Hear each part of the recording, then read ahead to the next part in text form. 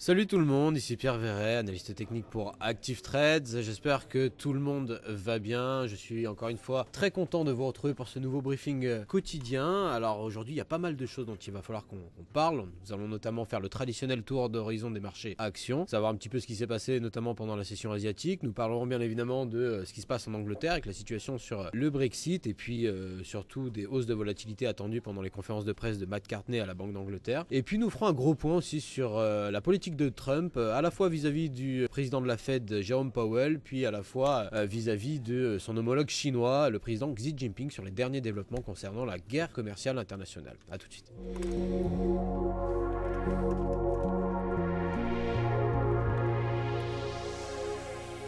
Tout d'abord, actions, les marchés actions, surtout au niveau de la zone asiatique. Du jour au lendemain, nous avons pu voir l'indice MSCI Asia-Pacifique progresser de 0,7%. Le fameux indice japonais, le Nikkei 225, a quant à lui clôturé en légère hausse de 1,02%. Les marchés étant devenus relativement optimistes, enfin prudemment optimistes si j'ose dire, quant au sommet de ce week-end. En Europe, l'indice Stoxx 600 était en hausse de 0,3% à l'open, les valeurs technologiques affichant les plus belles performances. Les contrats à terme sur l'indice SP500 aux États-Unis indique pour l'instant en tout cas un très léger gain à l'ouverture. Le rendement du trésor à 10 ans s'établit à 3,055% et l'or décline légèrement. Banque d'Angleterre aujourd'hui, la Banque d'Angleterre publiera aujourd'hui son analyse sur l'impact de l'accord proposé sur le Brexit sur l'économie britannique avec une analyse séparée des retombées potentielles d'une sortie sans accord de l'Union européenne. La publication à 16h30 heure de Londres, donc il sera 17h30 heure de Paris, sera suivie d'une conférence de presse avec le gouverneur McCartney.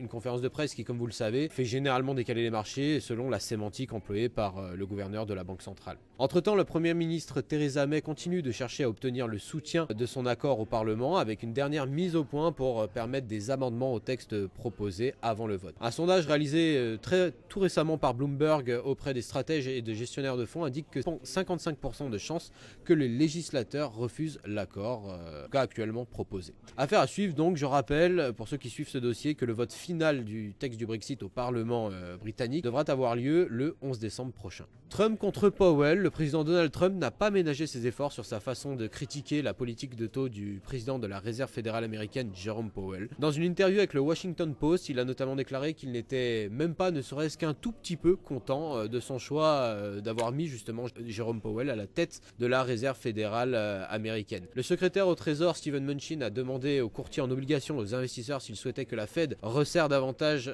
sa politique en augmentant ses taux ou en abaissant plus rapidement son portefeuille de titres, aurait déclaré un informateur proche de la source. C'est un signe que Mnuchin cherche peut-être un moyen de resserrer la politique sans provoquer la colère du président. Les investisseurs suivront les commentaires de Powell à New York en fin d'après-midi pour voir s'il va répondre ou non aux dernières critiques, aux dernières attaques du président Trump. Cette fois-ci, nous allons continuer de parler de Trump, mais vis-à-vis du sommet du G20 qui aura lieu ce week-end et qui devra être un moment charnière justement dans les négociations quant à la guerre commerciale entre les États-Unis et la Chine. La rencontre de samedi donc entre Donald Trump et le président Xi Jinping s'annonce comme un mouvement charnière, donc crucial pour l'économie mondiale alors que la fin de l'année approche, 2018 s'achève. Un calme inquiétant s'est abattu sur les marchés chinois ces derniers temps, le yuan étant étrangement très peu volatile et l'indice composite de Shanghai n'avait pas été aussi calme depuis mai dernier. Trump arrivera aux négociations avec une coalition fragile d'alliés internationaux soutenant sa position, alors même que des responsables européens et japonais déclarent que leur coopération avec la Maison Blanche pourrait s'effondrer, s'effriter